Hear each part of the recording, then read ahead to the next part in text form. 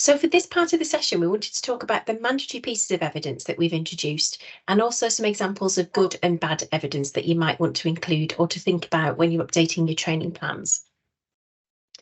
So as I said in the first presentation this morning, the requirement for 30 pieces of evidence across the portfolio has been retained. So as in version 4.3, there were 3 pieces of evidence per module, and that stayed exactly the same in the update. Previously, in version 4.3, section 1, module 5 had the mandatory piece of evidence, which was the reflective statement. And as we know, all of those modules should have relevant piece of evidence that demonstrate knowledge and understanding relevant to the content and also relevant to practice. In the updated version 5 portfolio, the requirement for 30 pieces of evidence has stayed the same. The requirement for the reflective statement has stayed the same. But as I said earlier, all of the modules, all 10 modules now have a mandatory piece of evidence in each of them, which needs to be put into the portfolio. This is evidence 1 in each case. And as Jim's just described on Onefile, evidence 2 and 3 are called candidate choice. And the point of the mandatory evidence is to help to scaffold that training, improve consistency, and make sure people who are completing the portfolio have a similar experience as far as training and education is concerned. Evidence 2 and 3, as I've said, we don't want to stifle creativity, we don't want to stifle innovation. We want you to make some really nice, exciting pieces of evidence for evidence 2 and 3. We're just scaffolding the types of evidence we want for evidence 1, 2 and 3 are a choice for you and the candidate to make sure your evidence in a unique and new way, or in an experienced and well-trodden path, but in a nice piece of evidence that evidences the standards of proficiency. So the mandatory piece of evidence is in the portfolio in each of the modules, and it has been mapped for you already to the standards of proficiency, as Jim was talking about in the Onefile presentation. The standards that we have mapped to for each of the mandatory pieces are a minimum. So if you can map that mandatory evidence to more than the minimum standards that we've listed, that's absolutely fine. It will be important that across the remaining 2 pieces of evidence, you can map the remainder of those standards of proficiency for the module, so that at the end of the 3 pieces, you can show clearly that you have met all of the standards of proficiency within the module. And that variety of assessment types is really important. We expect to see that in the current version 4.3 portfolio evidence, and we expect to see that going forward. So there's a nice variety of different types of evidence which have been uploaded to the portfolio to support and to demonstrate that that candidate has met the standards of proficiency. So the candidate and their training officer, trainer, mentor, whoever's helping them with that particular piece of evidence will need to select the best piece of evidence to cover several standards of proficiency at once. We've had a conversation about having iterative versions of the evidence. You can have those hosted on Onefile, you can have them separately and just upload the best final version of that piece of evidence when you're ready. You can do it either of those 2 ways. Each piece of evidence, when it is finished and when it is uploaded, must demonstrate that the candidate's knowledge and understanding is in place, but how they are applying their understanding and knowledge to the workplace, to their laboratory activities, to their practice, and in their behaviours. And as I said this morning in the first presentation, Appendix 2 and Appendix 3 contain lots more information about the mandatory pieces of evidence and also examples of evidence you might want to use for evidence 2 and 3 per module. And going through the different types of evidence you might want to consider is what we're going to talk about in this particular presentation. So what I've done is I've picked out 3 of the modules. I'm not going to do all 10, that would be very boring. I've picked out 3 modules to talk to you about the mandatory piece of evidence we selected and the evidence 2 and 3 that you might want to consider. So section 1, module 1 is about personal responsibility and development. That hasn't changed. The content of the module is similar. It's mapped to the updated standards. So what we've done for the mandatory piece of evidence for module 1 in section 1 is to ask for a personal statement. Yeah. Sorry to stop you again. Okay. It's just in the chat, it says recording has stopped. And I just wanted to, even though I know it's still reading on the screen, but for people that might want to access this later, does it matter that it says it's stopped and it's saving it so it doesn't just stop at 11:45? It shouldn't be. Is Jim there? Jim? Yes, I'm here. No, Can you see? I've not had the notification, so that's really interesting. If the red button is on, it might be to do with going in and out, possibly. But as far as we can see, it's still being recorded. Yeah, mine still says it's recording. Yeah, it should be fine. If there is any problem with it, I can record the presentation, it's fine. We'll make sure that there's a version of it that can come out. I think it's because people are having to exit and come back in and it thinks you're joining new. But hopefully if Jim and I can still see it's recording, it's fine. Is it on about 3 hours, Jim? Yeah, it says, Yeah. it still says to me it's recording. Yeah, lovely. Thank you for letting me know, though. Hopefully it's all fine. We'll edit it. We'll edit this bit out so it's seamless.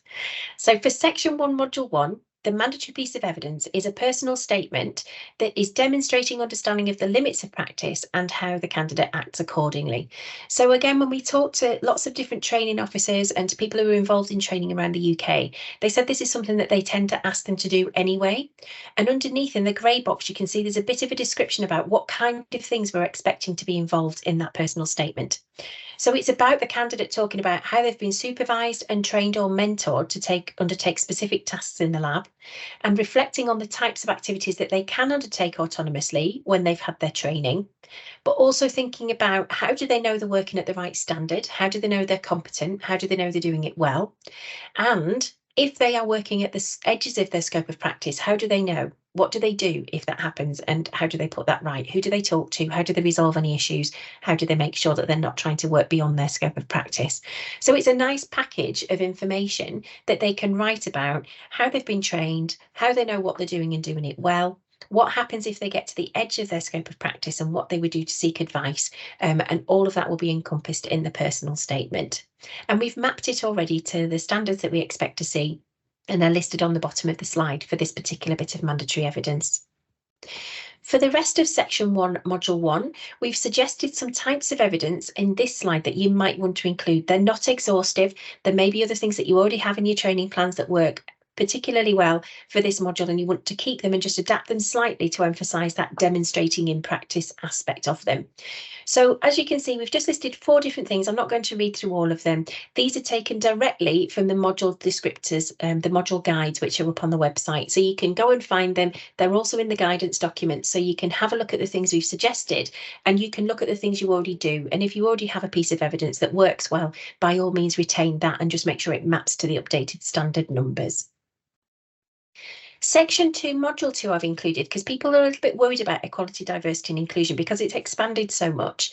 And how do they evidence that they are aware of EDI, they incorporate it in their practice, and that they can demonstrate that it is in their behaviours? So I've included section 1, module 2 here, and here we've asked for a mandatory piece of evidence, and this is one of the ones we've tried to keep it a little bit looser so you can adapt it for your context and for your laboratory setting. So what we've asked for this piece of mandatory evidence is to use specific examples and use those examples to demonstrate how the candidate applies the principles of equality, diversity and inclusion in their practice. So not I've been on a training course, not I did the mandatory EDI thing and I sat through some slides. How do they actually embody the equality, diversity and inclusion principles in their practice, in the laboratory and in their behaviours? So the way we've described this in the grey box underneath is a description of a situation that's happened and what they learned from it. It could be a summary of some training they've attended, but again, it's about what they've learned from it, what changed and how has that influenced their behaviour, not just that they went and attended something. It could also be a description of protected characteristics as defined legally and how they can create a piece of evidence that talks about how they treat all colleagues with dignity and respect, how they acknowledge differences, how they tackle barriers to inclusion. It could be any of those things which would demonstrate their commitment to EDI in their practice, in their behaviours and in what they do in the laboratory. So really applying the knowledge and understanding they're developing into what they do in the lab. And again, on the bottom of the slide, you can see the standards of proficiency that this piece of evidence will map to. For section 1, module 2, continuing with the EDI, for evidence 2 and 3, again, we've suggested some examples in the grey box on this slide. Again, all of this information is in the guidance documents and the module descriptors. So you can find all of this information and you can use it in your laboratory context and pick things that you might think would work well. You could combine some of them together. So we've suggested a personal statement where there's a discussion with colleagues about how they demonstrate their commitment to EDI. That could also piggyback on considering the HCPC Code of Conduct, Performance and Ethics and a discussion. So they don't have to be distinct and separate. These are just some ideas to get you going with thinking about what kind of activities you could undertake with your candidates and what kind of things they might want to produce in order to show that they're demonstrating the standards of proficiency. And then the last example that I've put in the slides is the professional knowledge module. So this is section 2, module 1.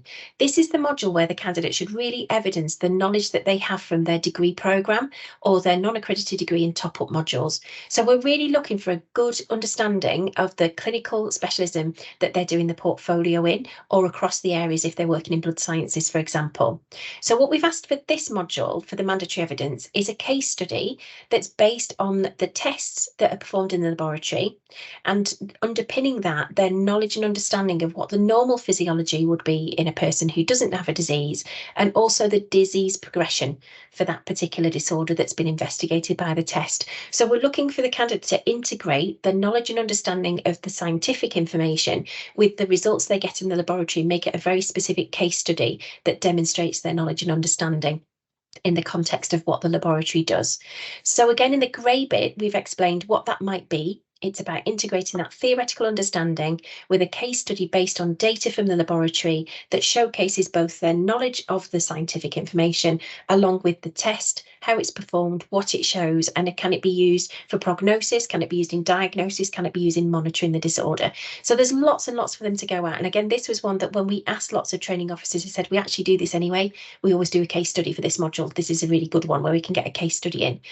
So we've used the case study as the mandatory piece of evidence. And again, at the bottom of the slide, we've mapped it to the standards, which we think this piece will evidence. And then the other things for the section 2, module 1, things that you might consider for evidence 2 and 3 are again shown on this slide. These would map to the other standards of proficiency for the module. You'll notice for this module there are fewer. So I said we tried to rebalance the number of them across the modules. For this one there are fewer, but they are quite chunky.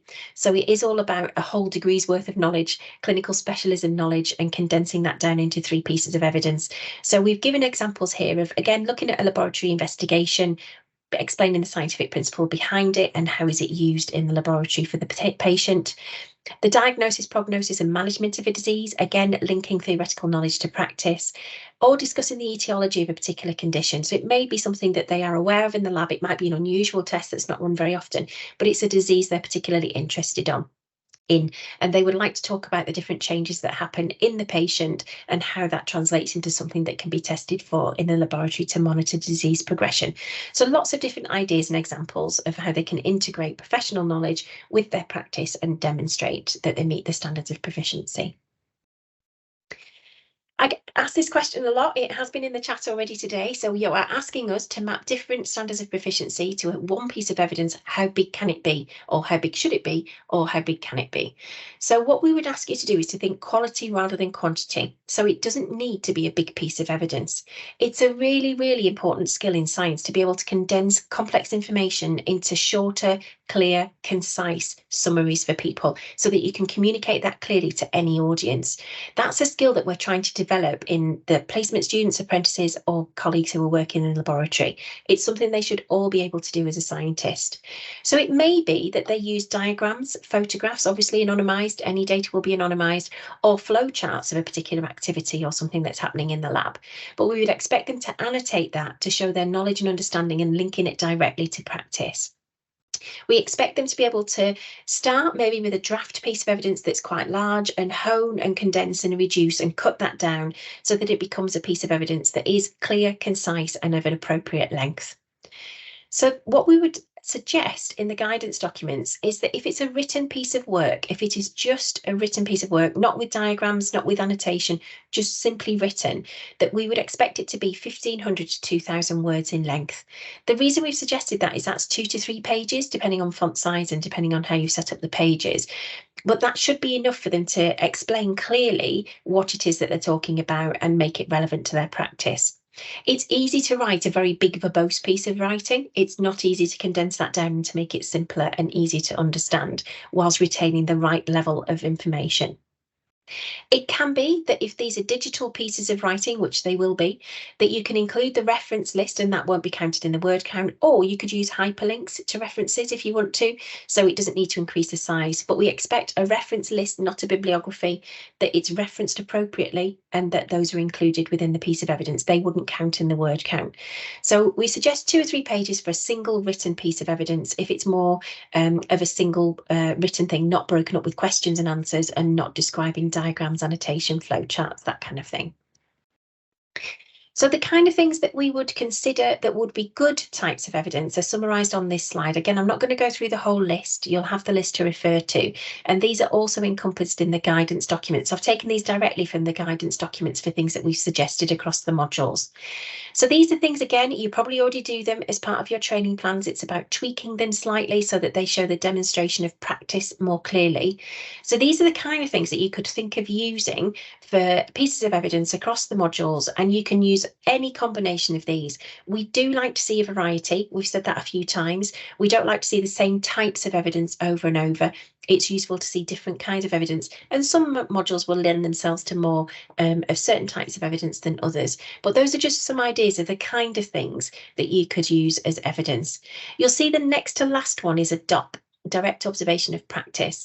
I've included that rather than a witness statement. You'll notice witness statement isn't on there. I know Catherine Lorenzen asked a question about that. I'm going to come to that in a second. So remember, the pieces of evidence are about the candidate's experience and about the candidate demonstrating how they're meeting the standards of proficiency. It's not someone else's opinion of what they've done. It needs to be the candidate evidencing that they are doing what they need to be doing. So I've just put in a couple of example questions and answers. These are quite a few years old. They are handwritten. So people have asked questions about what if I want to have it as a hard copy in the lab and write feedback on it. You can if you want to, and you can upload that then to Onefile. If you would rather have it as a digital version, you can absolutely do that. And you can monitor your questions, your feedback, the responses to those by doing some very simple things, either using text boxes, adding comments, using track changes, or using different coloured font. So it's really clear when the verifier looks at it that the piece of evidence, what you've written and what the candidate has written in response. So just put a little key at the top that says anything in blue is the training officer, anything in red is the different response from the candidate. So just make it clear for that person to follow who said what. So this question and answer is quite nice because they're short, they're clear questions. We're not expecting lots and lots of writing from the candidate, but what they are is tailored to something they have done in the laboratory. So we're not asking them to go and find research something that's very broad, that's easy to find the information and cut and paste it in. We're asking them about something they have done in the lab, and we're asking follow-up questions. So you can see the handwritten questions are following up and asking about more information. What about myeloma? What volume was it that you added in? What about the temperature? You haven't said what conditions you use when you look at this particular sample. So you can add in all of that really nice feedback and that loop of you discussing things with the candidate on that piece of paper so that the verifier can see it. So that training cycle has been incorporated. It's a clear piece of evidence. It would be clearly mapped to the standards of proficiency, and you could improve it even further by linking this theoretical knowledge to something that they specifically did in the lab if that's not something that you already do. This is an example from micro. So there's some microbiology information on here. You can see the candidate again is handwritten because it was an older piece of evidence that we've used. As we get more coming into Onefile, we'll ask permission to use some of the really nice digital versions that we get in. So what you can see again is there are diagrams, pictures, they've been annotated clearly, they've been labelled up, there's evidence of marking from the person who's the training officer or whoever has signed off this piece of evidence. So the candidate has commented on the different cell types, they've commented on the limitations of the method, that there's something that's not worked as well as it could. There was an abnormal result that was reported, they've commented on that, why it was abnormal, what they think it might mean. And this is a really nice example of a piece of work that candidate has done and that candidate has submitted with lots and lots of annotation, feedback, thought about what they did, how it applies to their practice, and you can see the feedback loop from the training officer as well. You could, for some of the quality assurance modules and where we're looking at quality sample analysis type things, use NEQAS. You could use a sample audit. You could use analyzers and setting the analyzers up. You could use any of those things. But again, if you look at the data here, the data has been produced, but again, it's heavily annotated by the candidate. So you can see the data has been written all over, that they're explaining what they can see. They've commented on the samples and how they've been used. And again, this is something the candidate has done in the lab. They've run the samples through themselves. They've commented on what they can see and how that might affect their interpretation of the samples that they might run. So if you were linking it to a quality audit or to look at identifying issues, you could talk about what's seen here. Did you update and do something different with the analyzer? And then how did it look different when it was addressed? Excuse me. So we've talked about Onefile and the fact it can accept a variety of file types. So we do have some flexibility, but as Jim's mentioned, the video sizes of the files can be a bit of an issue. So think carefully about what kind of video and what is it showing? Why is it a useful piece of evidence? It could be an animation, it could be something that the candidate has created, whether it's a flowchart, diagram, service level, service user leaflet, it could be anything. But think about the size of the file and whether Onefile can cope with it. And is it again evidencing the standards of proficiency that you want it to clearly? Remember, when you are doing different types of files that you want to upload as the evidence, the verifier has an indicative time of 90 minutes to look at all the 30 pieces of evidence. So if you have a discussion with your candidate and you talk about something and you want to record that, a summary of that would be better evidence rather than the video over 30-minute meeting. That's not something that the verifier is going to have time to look through, and it's probably going to be too big a file anyway. So have a think about what kind of types of evidence you want to use, but also the salient points, that condensing it down, the concise facts that you want to include as the piece of evidence, what they've taken from that and how that's then helped them to improve their practice. The annotation or feedback, people have asked a few questions in the chat. How do I do it? Does it need to be on the evidence itself? Can I do it hard copy? Can Onefile do it? The answer is all of the above. So the annotation feedback cycle, you can either have on the piece of evidence and upload it once it's done. You can have the evidence and iterative examples of it being improved, as long as it's clear to the verifier which the final piece of evidence is that you are asking them to look at when they do the verification. So you can change and adapt the way that you're doing your training, or you can keep it the same and use Onefile, as Jim said, as that ring binder portfolio at the end. The training officer will be the person who's the named training officer for the portfolio, who will have that final sign off that Jim's described to say the pieces of evidence in this particular module are done. I'm happy with all of them. I've seen them. I've delegated the responsibility to someone else to sign it off. I've checked it. I think it's okay. The standards that the candidate's indicated it meets, it does meet. Happy with that. That module is done. So the training officer will have the final sign off. As we said, we really like to see that evidence of feedback because it shows us about the training that the piece of evidence has been done in the environment in the training laboratory. So it's nice to see the candidate undertaking a task, getting feedback, responding to the feedback, updating, changing, modifying, adding to the evidence until that final piece is ready to go into the portfolio. It helps the verifier get a really good sense of that training environment and how you've interacted with the candidate to make sure that that piece of evidence is as good as it can be. So I thought it might be useful to include a few things on what to avoid in this section before we move on to using verifiers using Onefile. So one of the things that I would suggest you try to avoid is a long written piece of work. So placement students particularly, but anybody who's done an undergraduate degree are quite tied to writing long bits of writing. They're used to it, they're familiar with it, it feels comfortable, they quite like doing it. But that's not necessarily the best piece of evidence to show good knowledge and understanding being applied in the laboratory. They could go and find information quite easily online, cut and paste it together and produce an essay style assignment to give you as a piece of evidence without it actually passing through their brain in any way, shape or form. So they can collect information and present it to you, but it doesn't mean that it shows their knowledge and understanding. It shows they can go and find information and stitch it together. In this day and age where we have AI, ChatGPT, various different bits of software, and they can go and cut and paste information easily from digital sources, it's going to be hard for you to work out whether it is their own work or it isn't.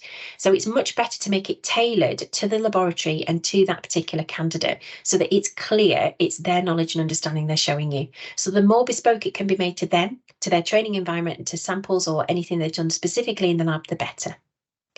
If they have gone to a seminar, they've got training slides, they've been to a course and they've got a certificate, lovely. That's not what we want to see in the portfolio.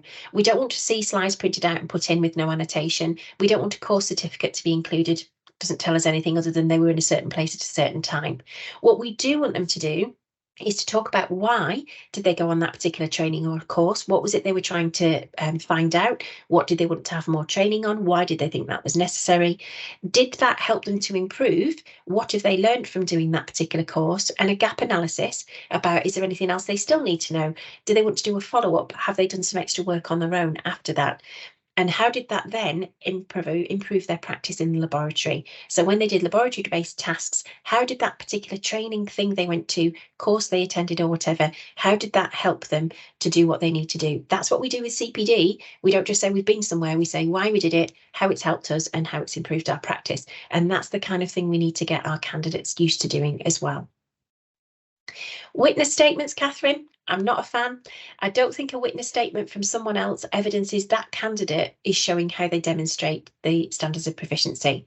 It says someone else has watched them do something. That's fine. What it doesn't say is that candidate understands what the standards of proficiency are and how the task they were doing has helped them to demonstrate that they meet them.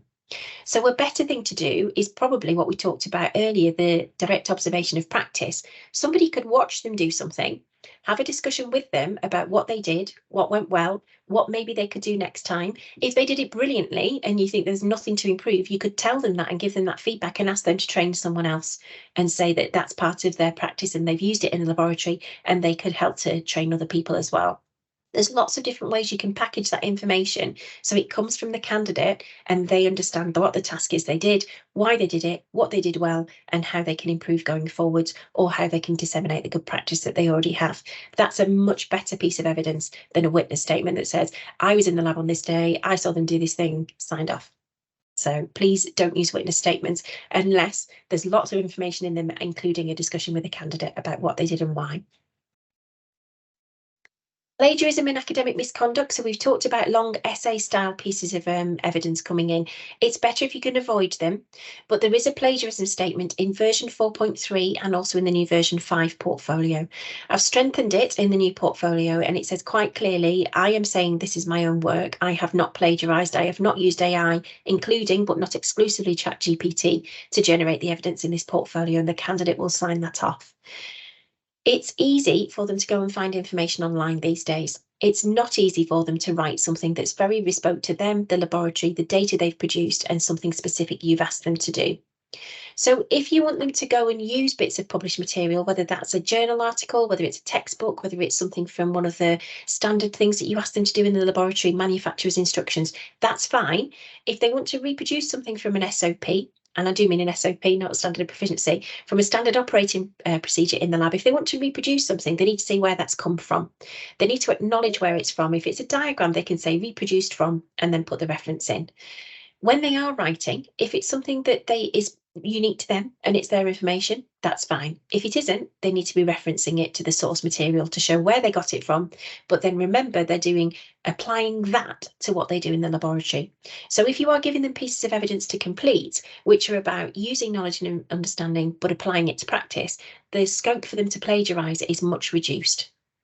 So if there is something that you want them to use, it's something like a blood clotting cascade, could be a particular manufacturer's instruction for using PCR machines, fine.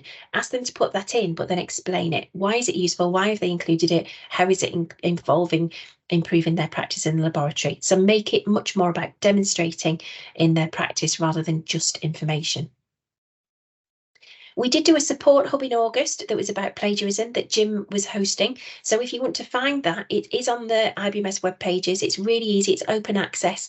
If you go to the IBMS resource page on the tabs and scroll down, you'll see IBMS support hubs on the left-hand side. You can click on the back catalogue from 2023. So you'll be able to find the August one and you can watch that back. If that's useful to roll out to people in your training network or to use in a training session with your candidates, whoever they are, whether they're students or apprentices or candidates who are from the laboratory.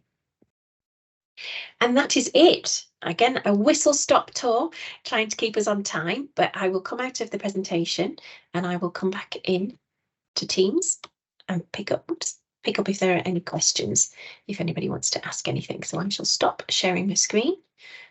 Is there anything, Despa? I can see a few hands up. So shall I go with those first, Jim, or is there anything in particular in the chat that you want to highlight first? No, I think it's a good place to start with those questions. There's quite a lot of self-support stuff going on in the chat, which is brilliant as people are sharing ideas. That's really good. Brilliant. One of the things that I did mention right at the very start is we've got an evaluation survey that we'll send out afterwards. And if you are happy to mentor, train, buddy with someone less experienced than yourselves, that's one of the questions that we'll ask you. So it's really nice if we can get a community of practice of people who are interested in training so you can all talk to each other. So we're more than happy to facilitate that if we can. So shall we just go to the questions then? So Hannah is first. Did you want to ask your question, Hannah? Oh, hi there. Hi. I just got a really quick question. I'm relatively new to my role as well as training officer. I'm guessing a lot of what you just said about evidence will about the registration portfolio will apply to the specialist portfolio. So I was just wondering if there's anything that stands out, any hot tips from looking at a specialist portfolio evidence as opposed to registration portfolio evidence, or a lot of the principles you've been saying about annotations, etc., applicable between the two? Yeah, those principles are applicable, Hannah. It's a slightly different setup, isn't it, with the questions Yeah. and things. But yeah, Yeah. in principle, so we've had a few specialist portfolios come through where the candidate hasn't referenced because they're saying, well, it's my knowledge. That's kind of what the specialist is all about.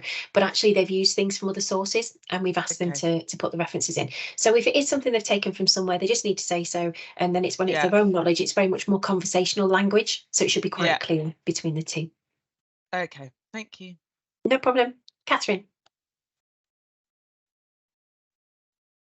Hello, Sue. You know what Hi, I'm going Catherine. to ask you, don't you? Yes, witness so statements. Sue, I'm going back to the old witness statement. No, I don't like the witness statement either.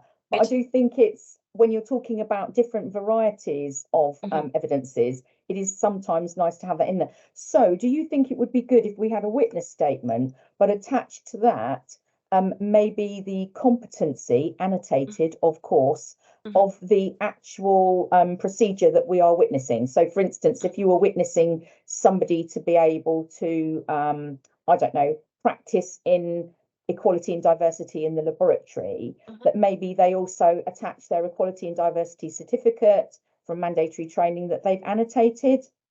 Would that be sufficient evidence, do you think, to go together? So I'm talking about the old style witness statement and something else to say that you've witnessed that being done. Yeah, so one of the things around the EDI is it does say about behaviours. How do you demonstrate those behaviours? And that kind of needs somebody to say, I've seen them do it. So it would be probably about a scenario. So it could be a summary of something that's happened rather than a witness statement that just says, I saw them do that, full stop, sign. So it's about just making it that little bit more interactive. So it's about, I've seen them doing that behaviour, they demonstrate that behaviour. And maybe it's a summary of a discussion that's been had where you've talked about that rather than just saying, I saw them do it in the lab. So it's just making it a little bit more interactive. If you want to attach it to they did training and now I can see a difference in their behaviour, that's okay. Okay, so I think I do a witness statement that I have used before where it's about the quality. So it's about observing somebody running quality control and understanding what the quality control means, and then acting within their scope of practice if something is wrong with the quality control. So if we then attached their competency assessment on running the QC, which of course would be annotated, that would still be okay for the IBMS? Yeah, why don't you make it a joint statement? So it's not you watching them, it's you've written it together. Oh, okay. I like that one, Sue. I will be doing that too. Okay, fab. Thank Amazing. you. Thank you, Catherine. Sonia? Yeah, mine's about the verification procedure, because like the guidance says it's 90 minutes. And I've actually heard people say, oh, well, I like to get it early so I can have a really good look at it. It shouldn't make a difference. You've got 90 minutes. And also, if we're periodically reviewing them, if that's what people are doing, how do you guarantee it's 90 minutes? It's difficult. We can't guarantee it's 90 minutes because we can't watch everybody doing it, Sonia. So we do trust people to do that. I will say when I do my last set of slides, it's about the verification process and writing the report and that kind of thing for people who are new to it.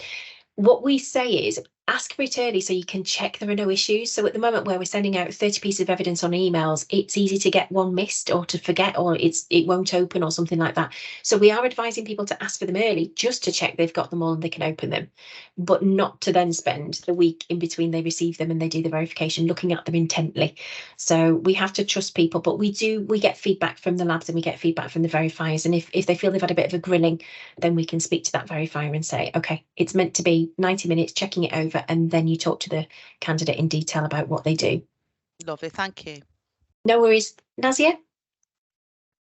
Hi, I don't know if this has already been posed as a question, but will Onefile have a turn it in sort of plagiarism tool function inbuilt or even outside of it? Is that something you will offer? Yeah, you can see Jim and I smiling. The answer to that is yes, it can host Turnitin, and we would like to do that. It costs slightly more money. So whenever we talk about this, we say, if you as training officers would like it to have Turnitin, if you could make that known to us, we can go back to David and say, we'd like to spend a bit more money, please. And we can have that put in. So yes, it can host Turnitin. And if we did do that, we'd be aware that people might need a bit of training about what does it mean? What if I get a report? What does it look like? That kind of thing. So it's definitely something that we're interested in doing so that everybody has access to it. But there are some online open access things that Jim referred to in that support hub if you want to use those in the meantime. The other thing to just point out here, Sue, as well, is I have already started talking to Turnitin about what it would cost and what the access would look like and the licensing requirements. And although they're obviously very limited as to what they can tell me, they have said several times many trusts, particularly across the UK, have access to Turnitin already through their own dedicated accounts, which of course made me scratch my head, because if there is access, why don't we all know about it on the ground? So it might be worth asking some questions internally in your own institutions to see if there is access somewhere else that you might already have that you just weren't aware of. Yeah, I mean, that's interesting, but definitely we'll try and find out if we do have that. Yeah, because people don't know. If you do have access, people don't know. So yeah, be good to know, wouldn't it? Yeah, thank you. Okay, I'm going to ask Terry to ask her question, and then if the other people below Terry on the list could pop them in the chat, just because Jim's got a few slides on using Onefile as a verifier, and then I need to get through the verification process and report writing before we get to 1 o'clock. So did you want to ask your question, Terry? And then we'll move on. Yeah, thank you. It's just a couple of comments that I've picked up as we've gone along. Jim did say earlier that if you signed somebody off as the portfolio was finished, and then you decided it was done and finished and you'd signed it, can they still go in and change things if they decide to change in evidence? It's a good question. The simple answer is no. Once you as a trainer have signed it off, it is signed off, and it then kind of locks that section of the portfolio. As the trainer, you can go in and you can release it back to the candidate, so you can always undo any lock that is on it. So it is undoable. It's not a once only thing. That's all right. But it does make it easy to keep track of it from your side if you know that it's now done and dusted and not being fiddled with. Yeah, because we always get with what we call the polishing period, which is why we're waiting for the people to come and verify absolutely. It can be undone, and you can do it on the module level or at the individual evidence level, whichever you want. Brilliant. And the other thing is, I just wanted to check something with Sue. You said, I know that the evidence for portfolios can't be older than 3 years, but a couple of times you've mentioned that you want the 4.3 version to be finished in 3 years. Did you actually mean that as a date? So the longest it can take is 3 years from issue. So the latest anybody can be finishing it is 3 years from now. So it would be the end of August in 26 is the latest anybody could possibly be finishing a 4.3. If your candidate is already doing a 4.3, Terry, and they got it 6 months ago, they've got 2.5 years. That's the latest it could ever be finished. Right. But if I've already got somebody that's taken 3 years and we've reviewed the evidence for. If you've reviewed it and updated it, and it's clear that it's been updated to bring it back in the time frame, that's okay. Oh, brilliant. Okay. Thank you very much. No problem. Right, should we move on to verifiers or Onefile, Jim? And I'll mute and keep an eye on the chat. Sounds good. So just very quickly to pick up because I know it is very contentious, the idea of witnesses. What I'm showing here is this is a live view of one of the profiles we set up for the screen grabs earlier. If we look in this particular candidate's portfolio at the witnesses and expert witnesses that they've set up, these witnesses are set up by that particular user. If we click on one of the witnesses, we can see here what their credentials are. We can also see which pieces of evidence they've been associated with, so we can click through onto those pieces of evidence. We can see the SOPs that were mapped against that piece of evidence, the evidence itself, which in this context is just something that's been directly typed in. But then underneath, you can see that there is the space for feedback here, so you can get that feedback journey that's generated. But of course, the overriding message is be very careful with witnesses, witness statements, and that kind of thing. And unfortunately, Turnitin's terminology is not, Onefile's terminology is not great around that. So anyway, that's that. Functionality is a verifier. It's the same login process. So straight in through Onefile, you will be presented with that same list of keychained accounts. So if you've got multiple accounts here, you would be clicking to go in as a verifier. It is very dashboard driven. Again, you can see that the terminology's changed. So have you got any verifications that are outstanding because you failed a candidate maybe? Have you got any verifications planned, either virtually or face to face? Are there any actions? Did you ask for anything to be amended, changed, updated? Was there something that just needed, just a little bit of finesse that you just need to go in and approve? Have you already got candidates assigned to you that have not yet completed? So one of the things that was a surprise to me at Congress was the fact that people are interested in the idea of drip feeding portfolios.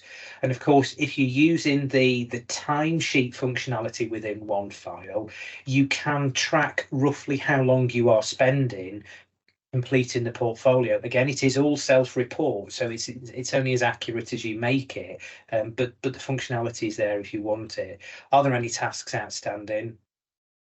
What you can look at is if you are in as a verifier into the system, you can see what the caseload of the trainers that are associated with verifications that you're associated with is like. So you can see, have you got lots of trainers dealing with the candidates that you will be verifying that have got massive workloads?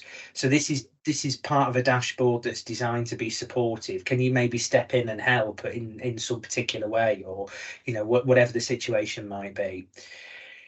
Again, it's a case of clicking through, finding the candidate on the list. You will only be able to see trainers that have candidates that you are associated with from a verification point of view. So the process for you as a verifier will be, you find the trainer of the candidate first.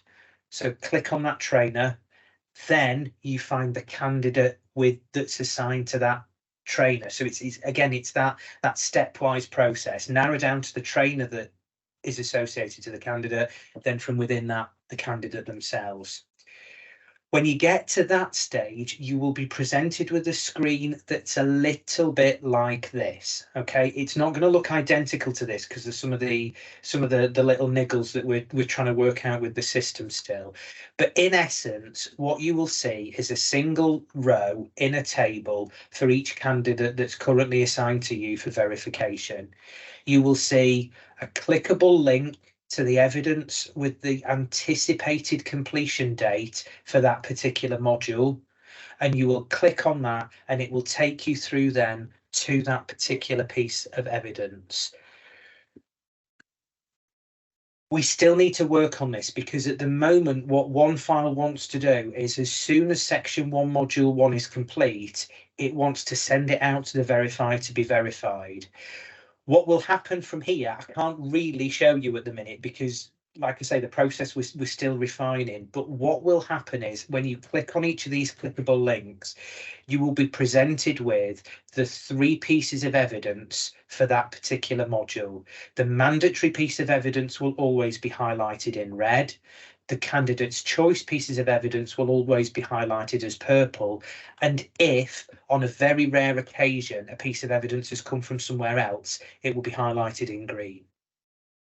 All you will do is click on the piece of evidence, read through the evidence, listen to the audio, whatever it might be, interact with the piece of evidence, and check that you are happy that the SOPs that have been associated with that piece of evidence match. They map, that you're happy that that standard has been mapped and met.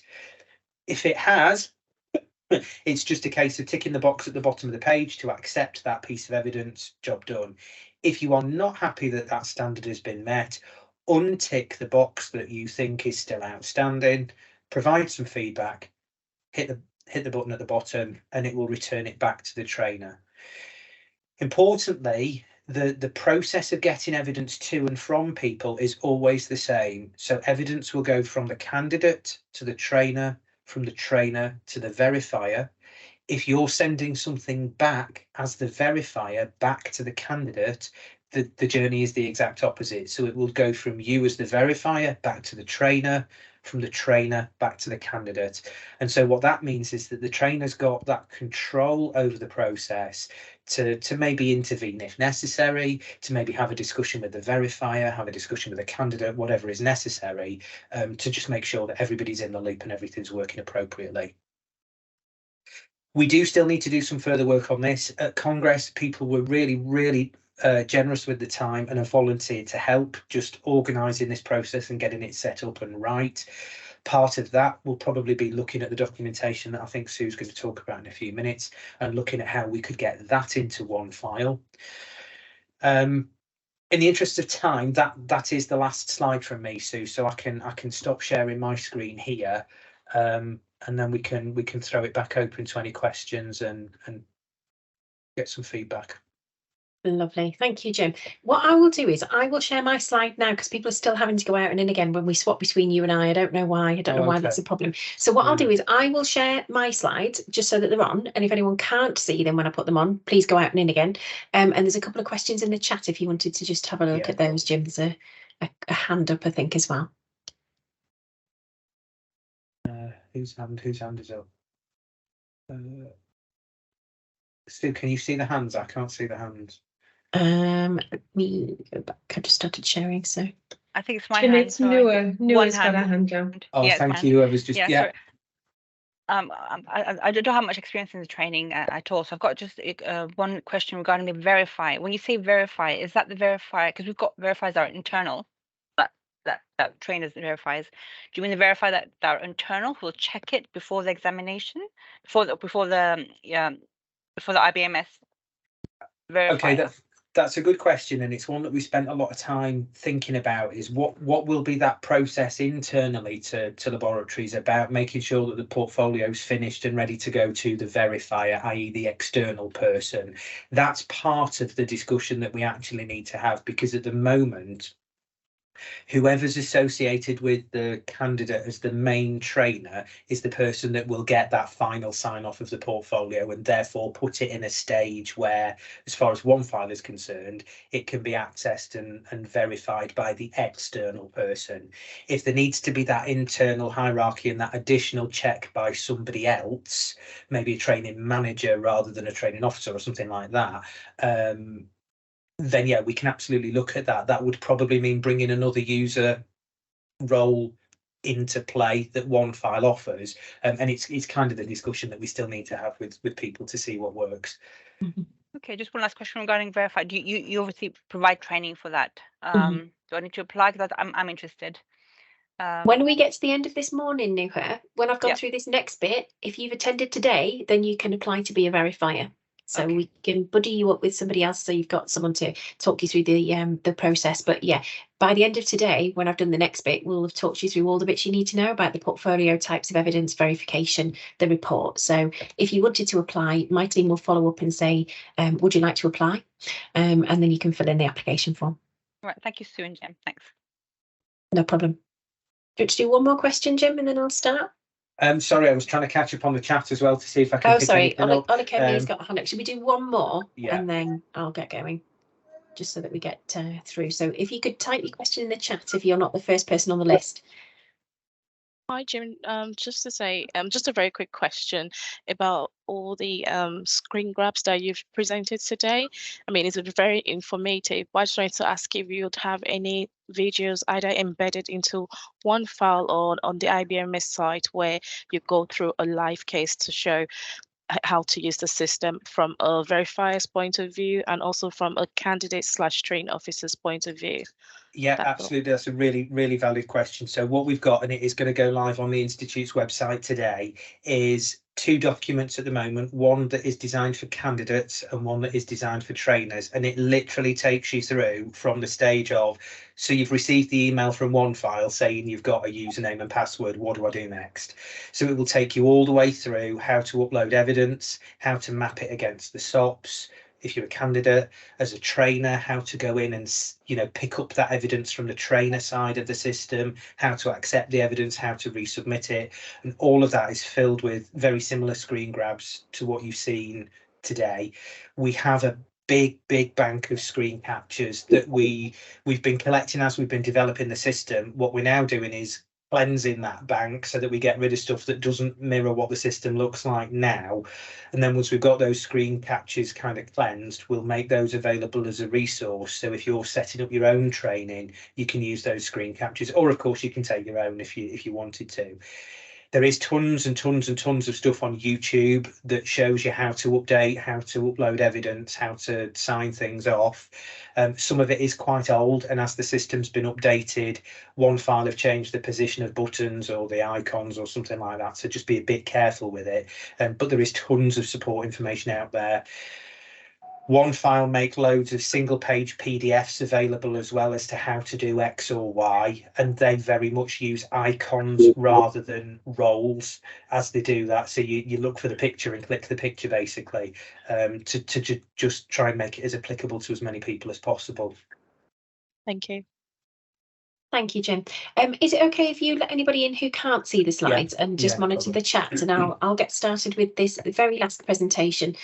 We are getting closer and closer to 1 o'clock, but this is an important part of the morning. So for anyone who is new to verification, who's never done it before and doesn't know anything about it but would like to be a verifier, this is an important part of the morning, afternoon now, because it talks about what that step will be. So Jim and I can answer any questions at the end about how it may change when we go on to the new system. So there's been quite a few questions coming in the chat about how will it change. So what I'll talk you through at the moment is how it works now with version 4.3, because nobody's going to be ready for a verification on 5 for certainly a few months. So it gives us time to work with you and to work out the best way to do things and to make it as useful and easy for most people as possible. So this part of the presentation is about the portfolio verification process and writing the report. So the first thing to say is that to be a verifier, we do have criteria. These are all online. If you look on the IBMS webpage, it does detail them so you can see what you would need to be. You need to be a member or fellow of the Institute to be able to be a verifier. You need to be HCPC registered or equivalent if you don't work in the UK. You need to have at least 2 years experience of having passed your own registration training portfolio, just to have enough under your belt. Can you mute whoever's not on mute at the moment? There's a bit of background noise.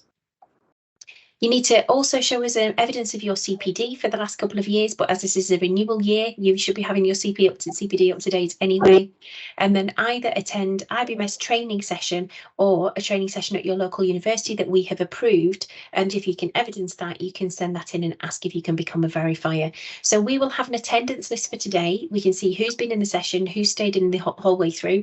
If you've attended the session, we'll follow up with an evaluation survey and we will ask if you would like to become a verifier. If you say yes and you're not doing a refresher, it's your first time to do the training, I'll ask my team to follow up and send the information through that you will need to become a verifier. The reason we ask people to be verifiers are many and varied. I can't overstate how important it is if you are training people to understand that assessment process and to understand what it is people are looking for when they're doing the verification itself. As we work towards improving and updating the laboratory training approval, we're going to look at asking that each laboratory that does training has verifiers in it who are active, because it really helps with the training plans and helping those people to prepare for their assessment at the end of their registration training portfolio training. So some of the benefits are on this slide. You get to see lots and lots of examples of good practice. You get to see different evidence, so things you may never have thought of. You see it and you go, that's genius. I've never thought of doing that. That's brilliant. And you can take it back to your own lab to inform your own training plans. It helps you to collaborate with people from all around the UK. So the benefit of doing online verifications is that you can talk to people from all around the UK and you can talk to them and you can build up your own network of people. So we've had quite a few people on the call this morning that have said, I'm new to training, I'm not very experienced, I will benefit from advice from people. That's what we can help to facilitate. If you let us know that you would appreciate some support, we can put you in touch with people who have more experience. And it is quid pro quo. People moan quite often about the amount of time it takes for the verifications to happen. We are actually a lot quicker than we used to be. The more people who do the verifications, the quicker they'll be. If everybody who is a trained verifier did 2 verifications a year, nobody would ever have to wait. We've got more verifiers than we need, but not everybody's able to do the verifications. So just to say what verification is, because sometimes people get a little bit anxious or worried about what you'd be asked to do as a verifier. To verify something means to check it, to make sure it's okay. And that's what your job will be as the verifier. The training officer and the other people in the lab who've been mentoring and training the candidate to get ready have done the training, given the feedback, done the marking, and they're saying that evidence is where it needs to be. Your job is to check that evidence and to check that the candidate is demonstrating they meet the standards of proficiency. So the training officer is asked not to apply for the verification visit until the portfolio is finished, it's ready, and everybody is good to go. So once we get notification that a candidate is ready for verification, we will add them to our list and we will send out emails, and my team send out regular emails. They will come from the registration at IBMS email address, and it will come out weekly and say, are you available to do a verification? If you can do more than one, amazing. If you can do one, that's really helpful. The verifications can be entirely online. They can be hybrid, where you look at the portfolio online but go and visit face-to-face, or at the moment with version 4.3, they can just be entirely face-to-face. You can choose. So if you want to do some within your geographical area face-to-face, you can do that. If you want to do them hybrid and look at the portfolio in advance and then go, as long as it's somewhere you can get to easily, you can do that. If it's entirely online, you can use Zoom or Teams and you can do the verification at a distance. And the benefit of that is you get to go all around the UK without leaving home.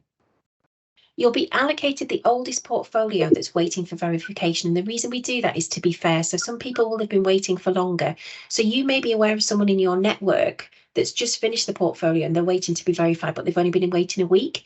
There could be somebody else somewhere else in the UK that's been waiting 2 months. So we always allocate the verifiers to the oldest portfolio to make sure that nobody is waiting for too long. If you know people in your network, they can nominate you as the verifier as long as you've had no input into the training of that candidate at all. You don't know them, you haven't worked with them, you haven't signed off any of their evidence. That you can be nominated by somebody else to say, you're happy to do the portfolio verification. You've had no input into the training, but you cannot do the verification until the IBMS has said it's okay, because that would compromise our quality assurance processes with the HCPC. So if you agree with somebody that you know that you're happy to verify one of their candidates, you must send that information to the education team at the registration inbox, and they must come back to you and say, that's okay, we've logged everything, we've done the checks we need to do, you're good to go. Please don't organise the verification beforehand because it creates lots and lots of issues for us. So if you want to nominate someone that you know but doesn't know the candidate and there is no conflict of interest, that's okay. But we have to say it's fine and it's on our system before the verification takes place.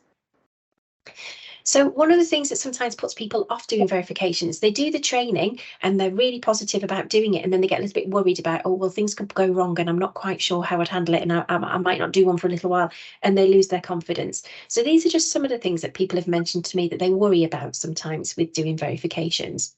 So the first thing could be you can't seem to get the verification date organised. So you've had an email to say, can you do a portfolio verification? You've said yes, and then for some reason you can't seem to get a date. There's no response from the training officer. You can't get a date where you're both available.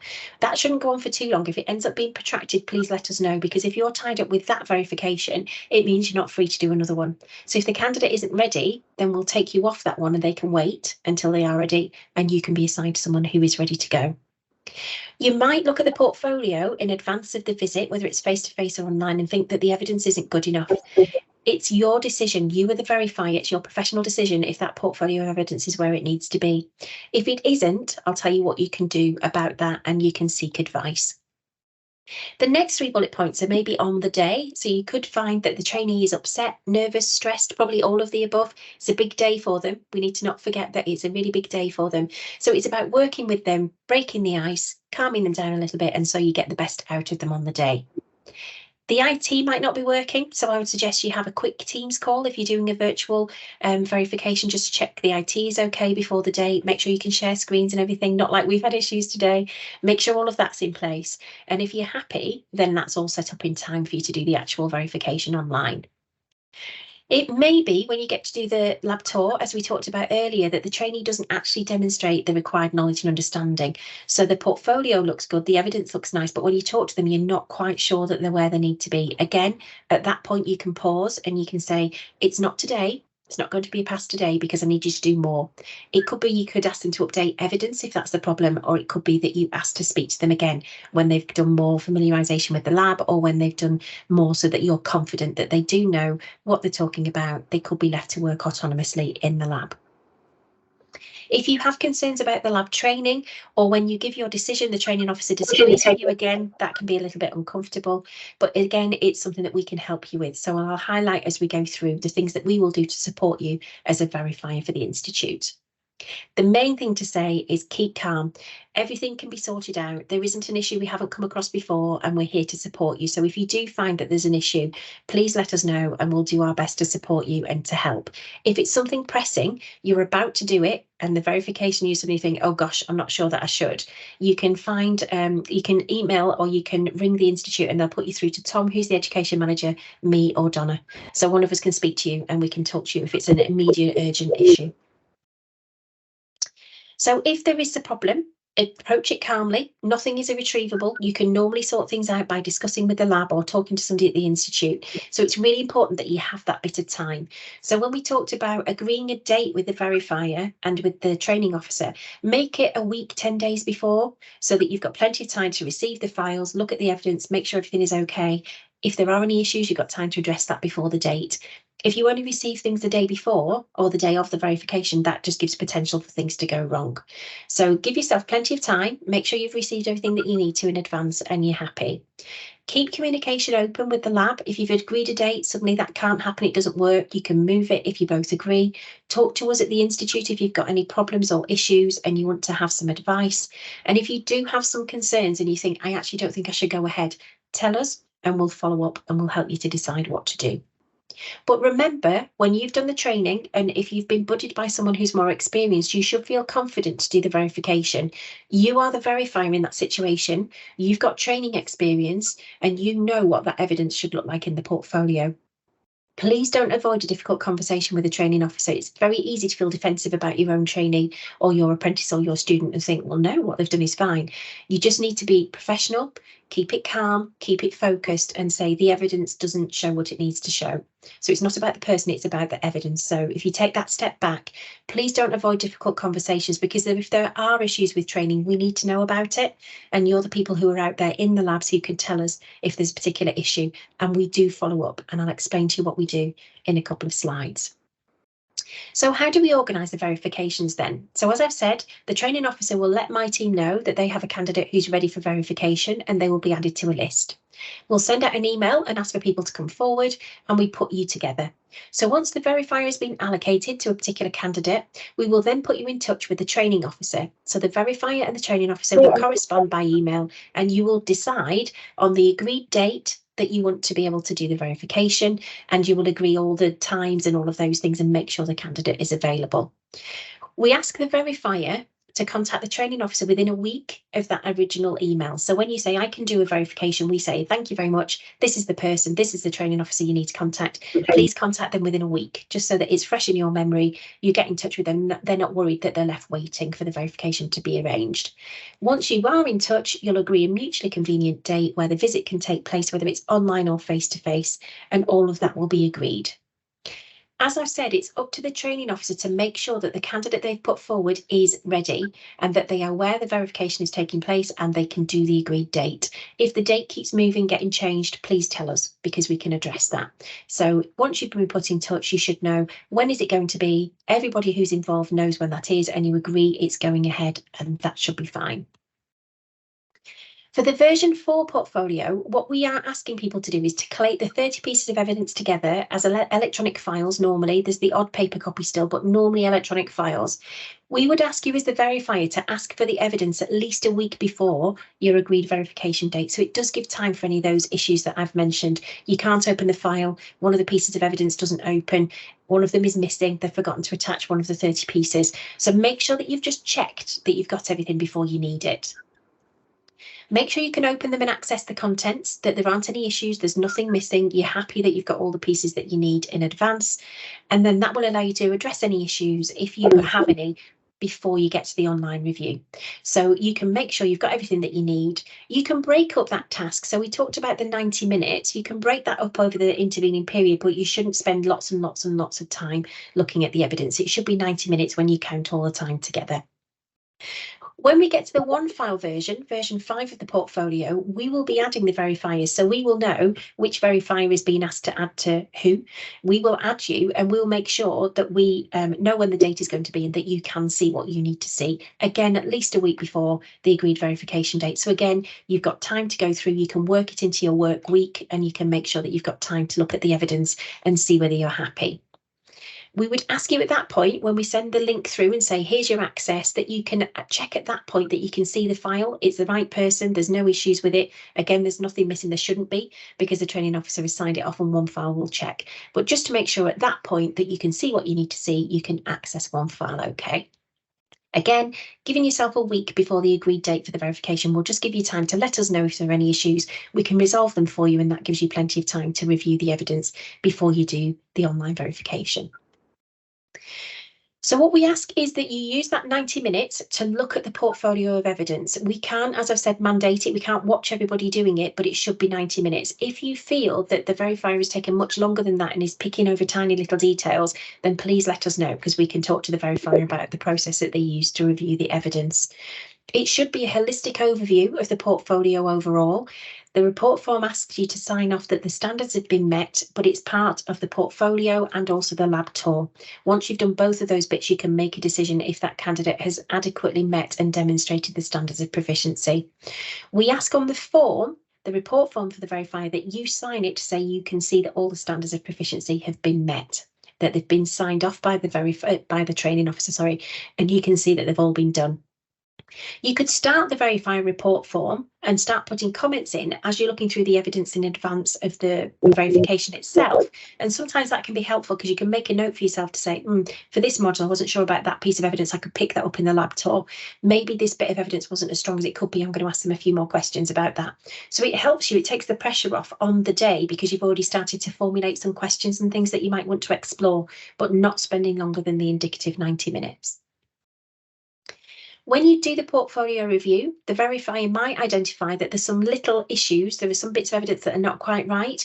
At that point, you could contact the training officer and you could say, this module isn't, evidence whatever, isn't quite where it needs to be. Can you update it in time before we do the verification? You can ask for that to happen. You can ask for things to be updated or modified or added to.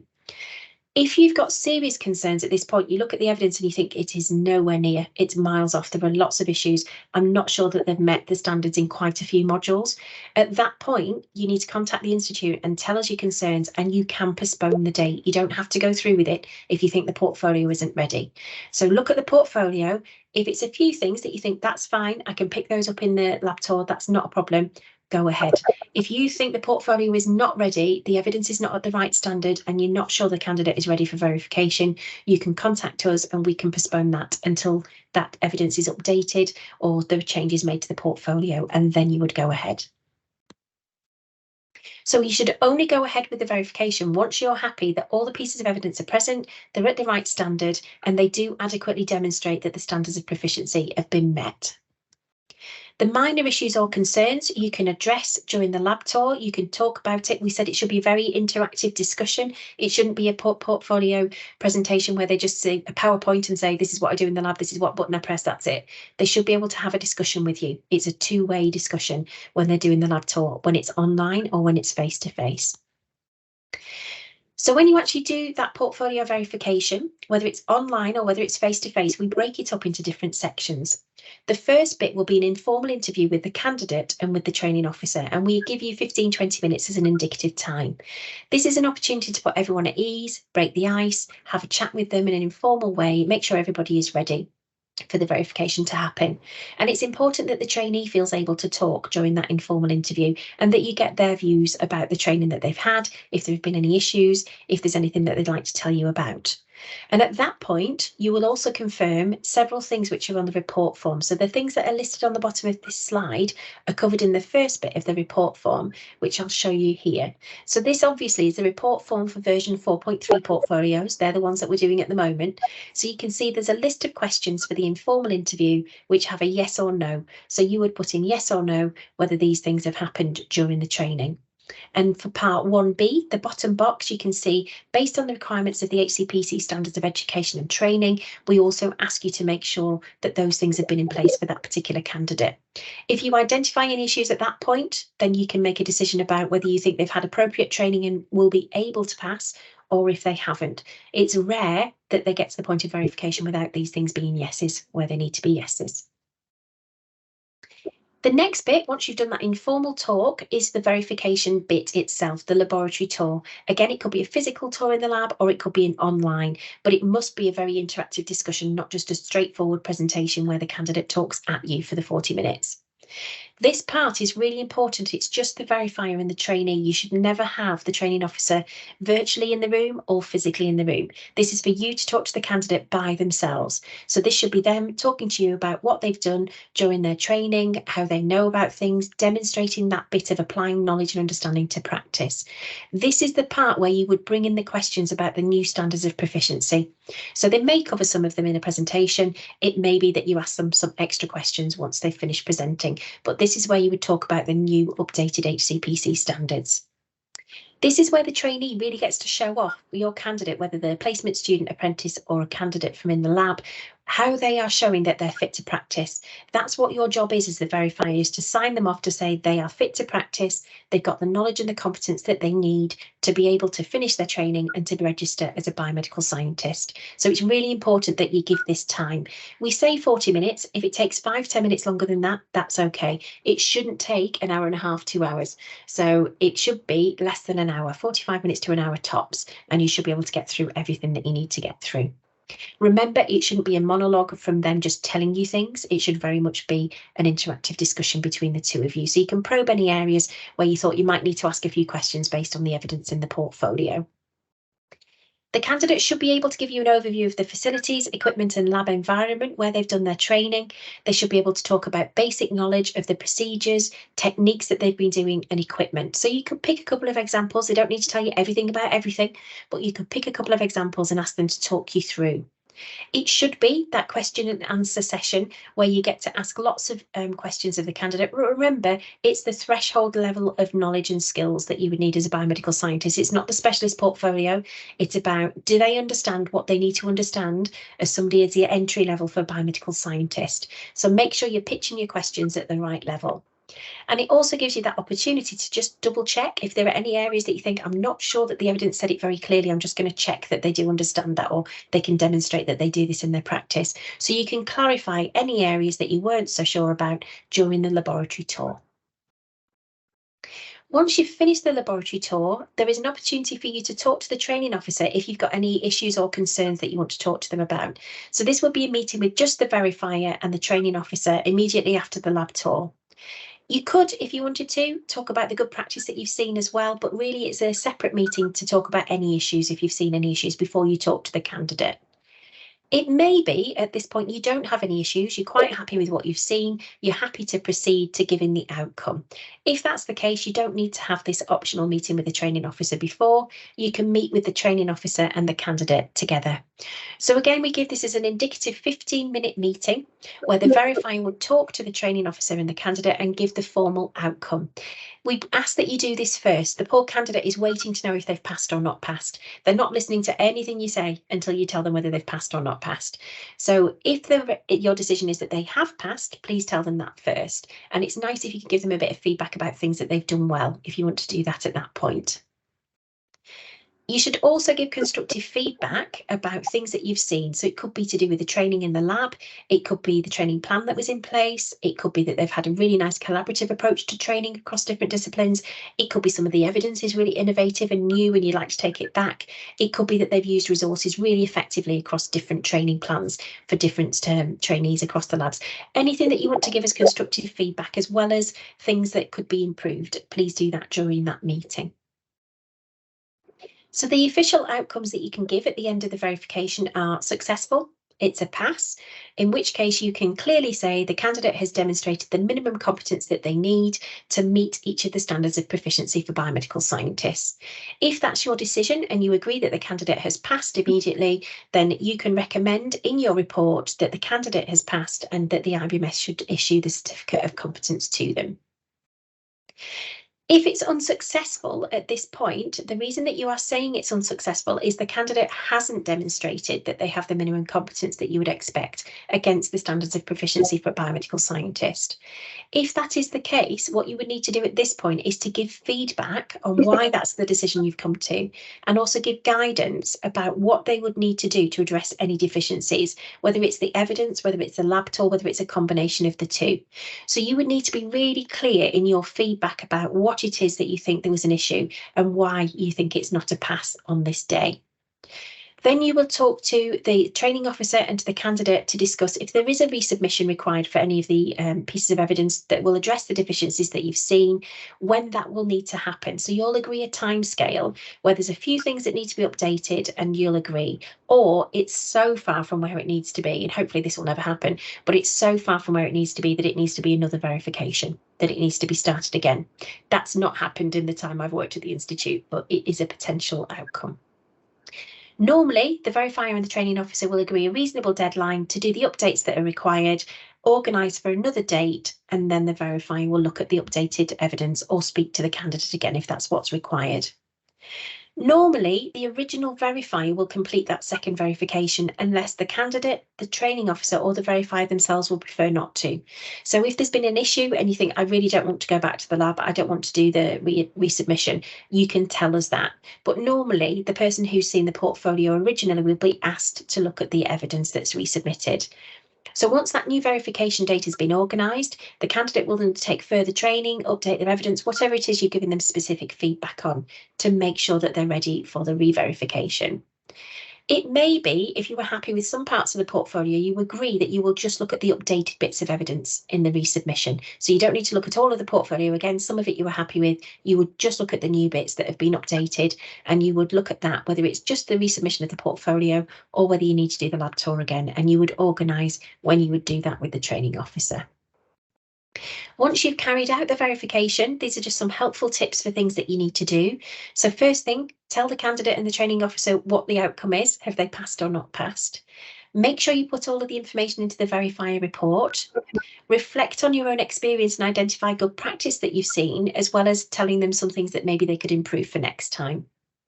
If you're the training officer, please don't forget the lab feedback form. We can't issue the certificate of competence until we have both the lab feedback form and the verifier report. So quite often when there's a delay, we've got one or other has not been submitted.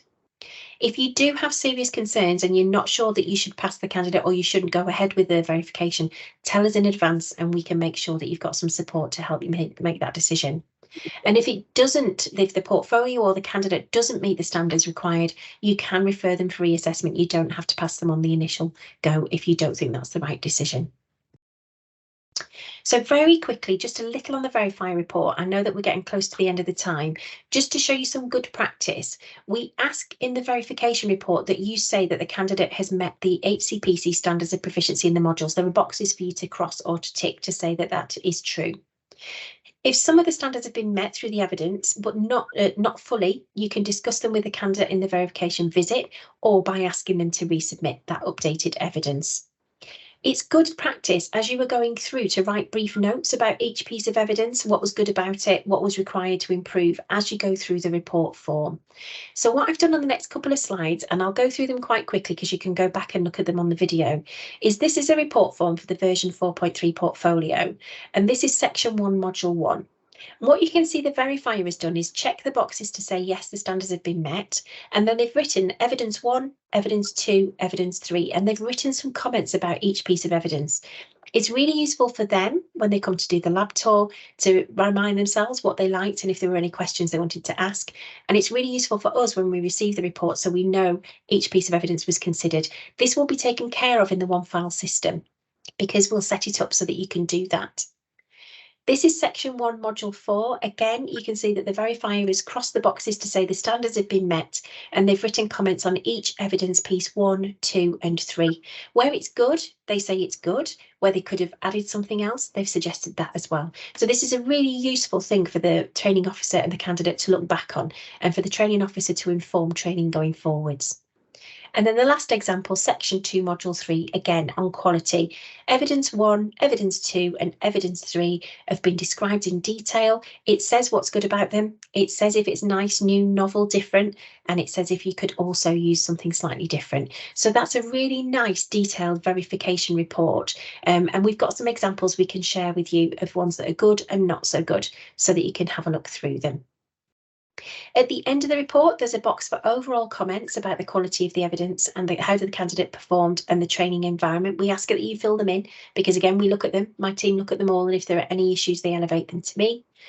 You can comment on the training plan and the lab training and how you think that's gone, and offer constructive feedback to the training officer, but also remember to commend the good practice that you've seen as well. So it's constructive about these things could be improved next time, but also celebrating some good practice that you've seen in the lab if you can identify that as well. All of the verifiers are asked to complete the report within a week for the candidate and send it back to registration at ibms.org. And the laboratory are also asked to complete their feedback form on the verification itself, and again, return that to the same inbox within 1 week.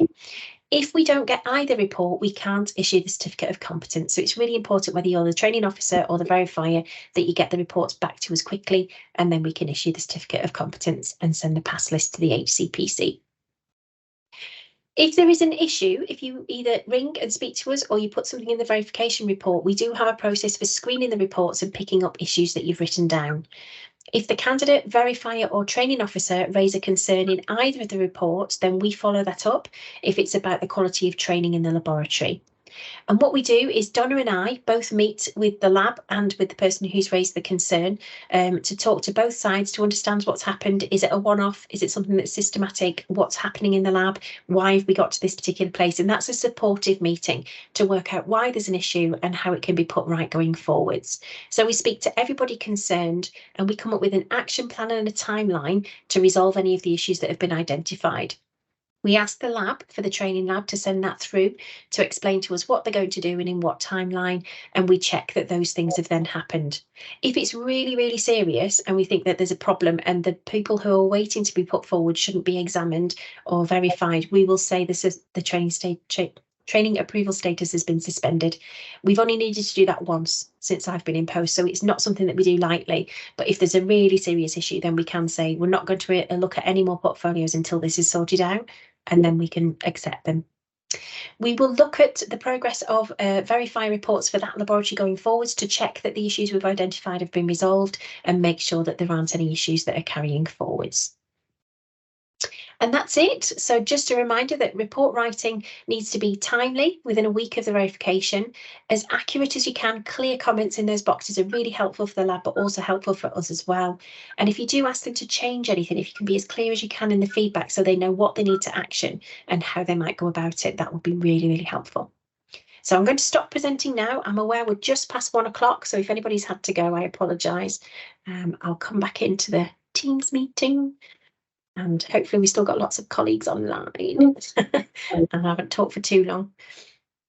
Fab. So is there anything that's coming on the chat, Jim? I can see a couple of hands up where people want to ask things, but is there anything particular we need to answer first? I think, to be honest, most of what's been asked to you picked up as the conversation has gone. Yeah, no, I think you picked everything up as you've gone through. I'm just scrolling back. There's a few hands up, so for colleagues who can continue to stay online, please stay and listen to the questions. If you do have to go, you've got another meeting to get to, you want to grab something to eat before you go to something else, then please feel free to go because it will be recorded. So shall I just go through from the top? So we've got Alison who's got a hand up. Do you want to ask anything, Alison? Yes. So I did sort of verifications back when it was sort of face to face and sort of virtually, and I found with the questions at the end where it asks you to comment on the overall standards of the environment, facilities, equipment, health and safety, etc. Virtually, I found it more difficult to comment on those. And I'm wondering, is it necessary every time? If you don't feel that you can comment on that, can you put that you don't feel able to comment on that, or is that a sort of a deal breaker? It's a really interesting question, Alison, and I get asked that a lot. So there's some people that say I don't feel comfortable ticking that because I can't tell. Those questions that I showed at the beginning of the Verifier report are questions that you're going to ask about the training environment and did they have access to and all of those kind of things. So if they've answered yes to those and you're confident that they've answered yes and they're true, then you could probably say it's okay. What we could think about is incorporating it into the assessment better. So at the moment we ask for the lab tour that the candidate talks to you about what they do in the lab and they show you things. We could ask them to explain their training environment to you as part of that as well. Or we could, one of the things we talked about doing is asking people to upload training plans to Onefile for each candidate. So the training plan has to be uploaded onto Onefile for each candidate. And maybe we could ask people to explain maybe the training officers could explain what they do, and then people might be more confident in signing that off. But it is hard unless they can put a webcam on the head and walk around and show you. It is difficult for you to make a judgment, isn't it? Yeah, I've just find that with the virtual tours that people are almost sort of presenting a very shiny looking lab, and it can be difficult to comment on some things because you aren't actually there in person. My other question was around the requirement for training notice boards now. So I've been finding that lots of labs now don't seem to actually have a physical notice board, and they talk about sort of having electronic notice boards and sending emails out about training and things like that. I'm just wondering what's the position on with the requirement for a training notice board. Yeah, it doesn't need to be a physical entity, does it? What we're trying to get at is that there is a supportive training environment and people get to see that information and know about it. So some labs do have physical notice boards, some don't. Sometimes they're in the corridor, sometimes they've been got rid of. It's not terribly sustainable to have lots of posters and pieces of paper. Some people are moving away from that. So we could maybe look at the wording of that and talk about the training environment more. And we can roll that into one piece of work where we talk about, what kind of things do you need to know to be reassured as a verifier that things are okay? What kind of things do we need to be asking about? And how might they evidence that? So if somebody says, oh, it's okay, we send an email once a month, maybe not as good as it could be. But if they say, oh, we send them regularly and we have training webinars, we do the things with the people who are doing training in our lab every week, you'll kind of get a feel. So maybe we could come up with some questions if you could help us to do that. Anyone who's an experienced verifier, things that you do to get around that, what kind of probing questions you ask or what you get them to show you, peeking behind the curtain that's not on a shiny picture on a slide, then that will be really helpful, because I think you're right. We need to be able to be assured that things are okay, even if people are not physically going.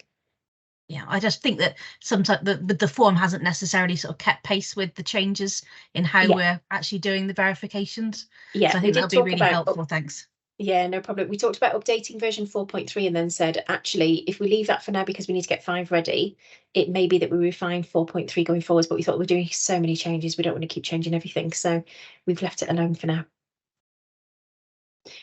Next one is Donna.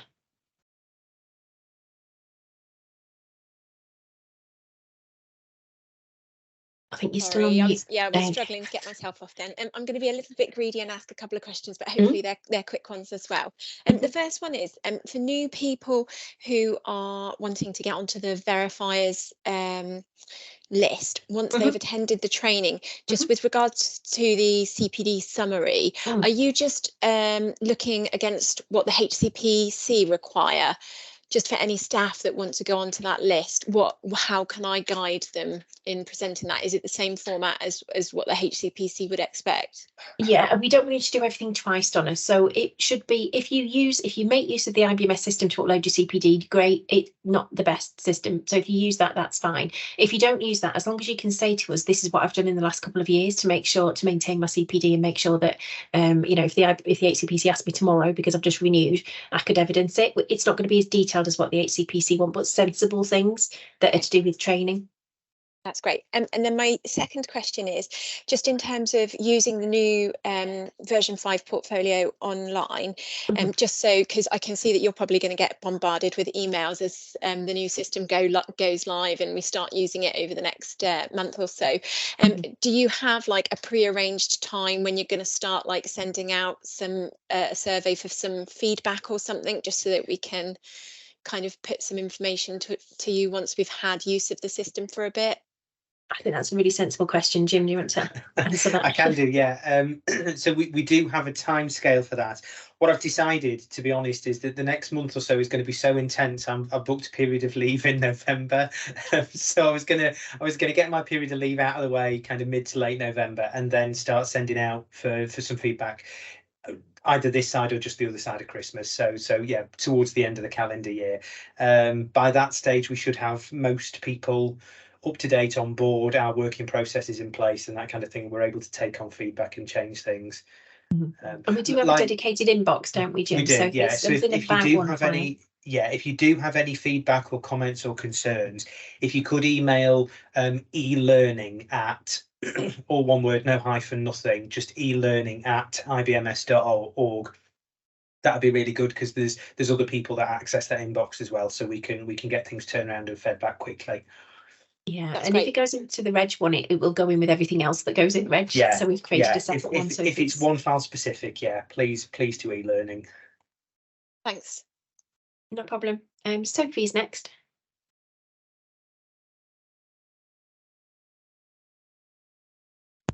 Hi, so it's just that we had an issue in our lab previously. Our old training officer was quite difficult to work with, and when our trainees had their verification meeting to actually have their verification, he was there the whole time during the feedback session part.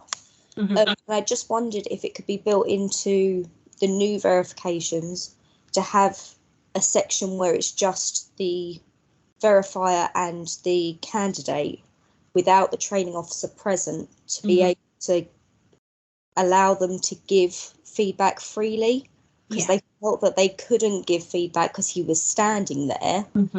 And he's no longer the training officer.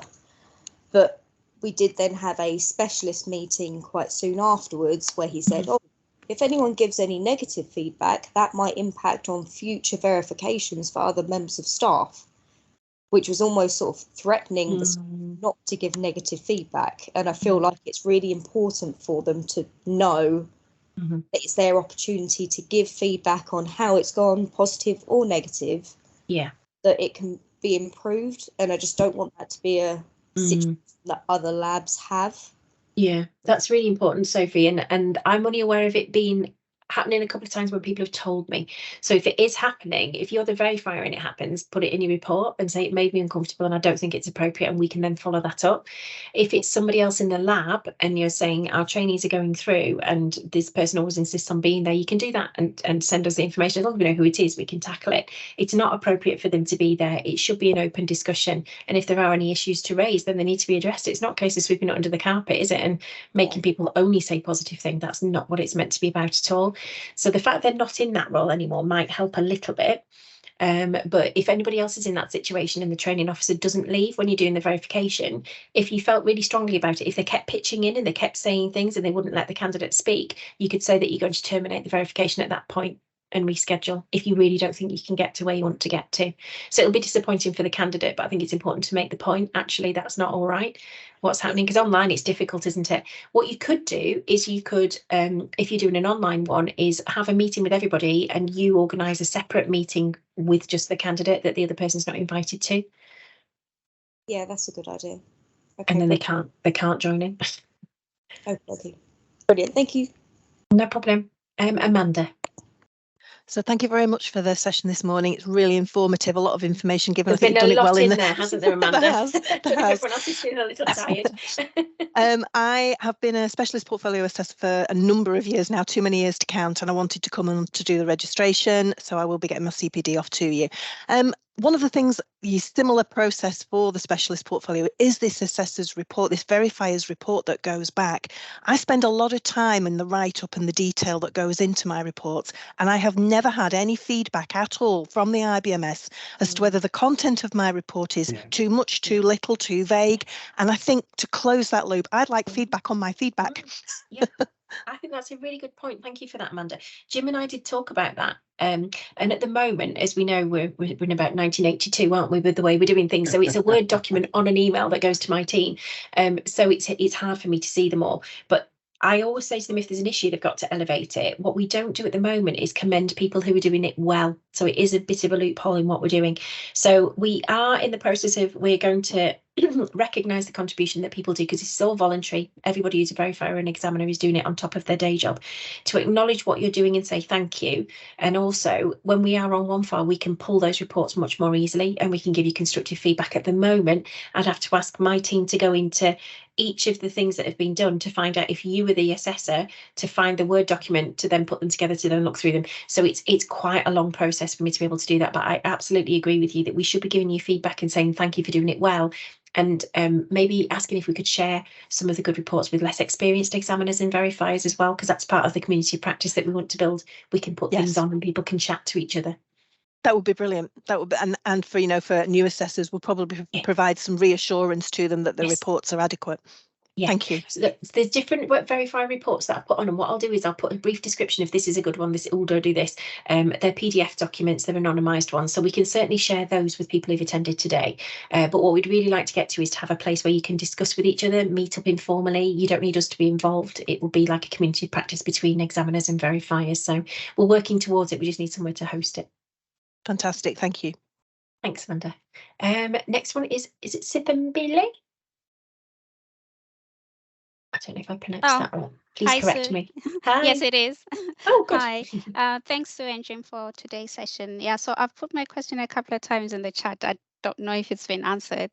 Basically, I have a trainee who got his 4.3 version earlier this year, and because he hasn't done much, he would like to switch over to version 5. Is it as better of putting in another application and payment, or is there another way of switching over? I think the best way to do that would be to get in touch with my team. If you use the registration email and say they've already got a portfolio, this is who they are, and this is their unique identifying number, because we would need to know they're going to stop doing that one and they want to do a new one. So that would be the first thing to do. Tell them who it is and what they would like to do. And then we'd need to have a discussion, because if they've already paid for a portfolio and they've been issued one, normally we would say a swap copy, but it's not a swap copy, it's a new one. So we would need to work out a process. Do you have to pay again for the new one? So have they really not done very much at all? They just think they'd just rather start again? Yes, I think I've just seen maybe one piece of evidence for equality and diversity bit. Yeah, but otherwise not much. I think if you go back to the lab and just say it's likely we're going to have to pay for a new one, is that okay if we've got the training budget to pay for that? Because if he wants to swap it, it's likely to be the full fee, not a swap copy, because it's a different portfolio. But I think the first thing to do in that process will be to tell the team that's what you want to do, who it is, and then Jim and I can pick that up. Okay, thank you. No problems. Hi, honey. Hi, Dr. Jones. Hi, Sue. Thank you so much for a very great session. Just got a quick question. Do you know you mentioned about budding up for new verifiers? Do we get to choose, or do we get to shadow both face-to-face session and also virtual session? So what you would need to do, Hanny, is let us know that you'd like to have a buddy, and then we can help to organise that and put you in touch. So you could specify which it is. So for your geographical area, if you say, is there somebody doing one face-to-face locally, then you could arrange to organise and just shadow. If it's on Teams, it's easy because you can sit with your mic off and your camera off and just literally watch. So that's much easier for us to do. The caveat to that would be is there are fewer experienced verifiers than there are people who would like to buddy, so it might just take us a little while to match you up. So what we would suggest is maybe within your own network, either within your own trust or within trusted people that you know, is there someone experienced that you could do that informally? And as long as we know and the candidate knows that that's what you're going to do, you could shadow that way as well. Perfect. Thank you. Thanks. No worries. Next is Ebru.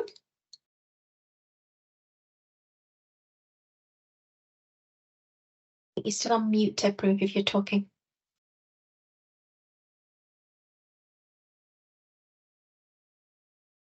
Coming through. It's not unmuted. Should we try Rahana? Sue, just before you go on to Rahana, Shilpa's put in the chat that they've been trying to ask a question for a while and we can't see the hand up. I can't see the hand up, but Shilpa has been waiting patiently. I'm sorry for that, Shilpa. Yeah. So we had, let me just go back onto people again. Yep. So Ebru, if you're there. If not, then it's Rahanara. Couldn't see the end of your name. Do you want to ask your question? Hi, I think I had some liaison with you last week via email, because we're really encouraged to work as a collaboration and network and everything else. I was thinking, because I am the practice educator, and I was thinking of delivering some PowerPoint presentations only. However, I am also the IBMS verifier. Just come on here to just update and just to refresh. Can I then sign off? Can I verify their portfolios, the students within my network? Yeah, I did see your email, Rehan. I'm trying to get back through my emails after Congress, and unfortunately I didn't get back as far as yours. The answer to that is yes, as long as you've not had any direct involvement with their training. So if they're within your network but a different site or a different trust, you can organise that within your network. People like to do that because they think it's quicker. So as long as you do the things that I said earlier, so you would sign to say, I've had nothing to do with their training, I don't know them, I haven't worked with them.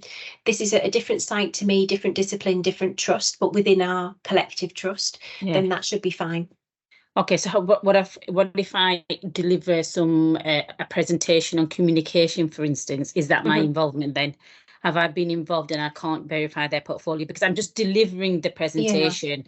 I am not then signing their reflective statements or looking at their reflective statements or anything like that. I'm just delivering. I don't think it would be a conflict of interest. So you would be delivering that online or in person to a group of people. Yeah.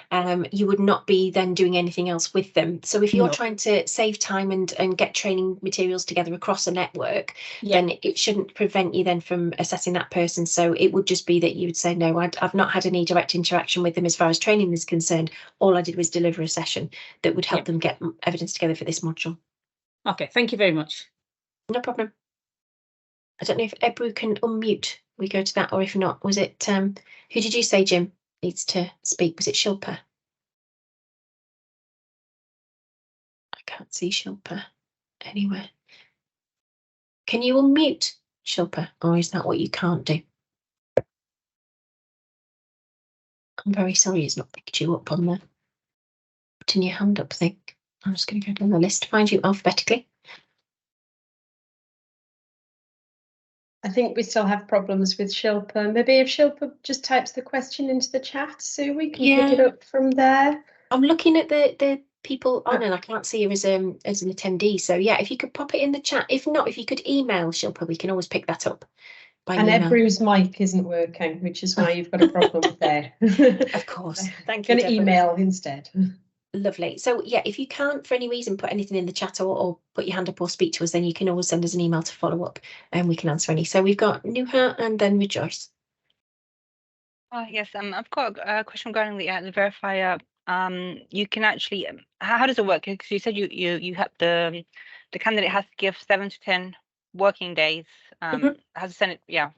So what if they don't? What if they send it the night before? Is there any like deadline? You can postpone the date. So it's for you to arrange it. So what we ask you to do is we put you in touch with the training officer and you both agree a date where you can do the verification. I would suggest you organise it 2 or 3 weeks hence.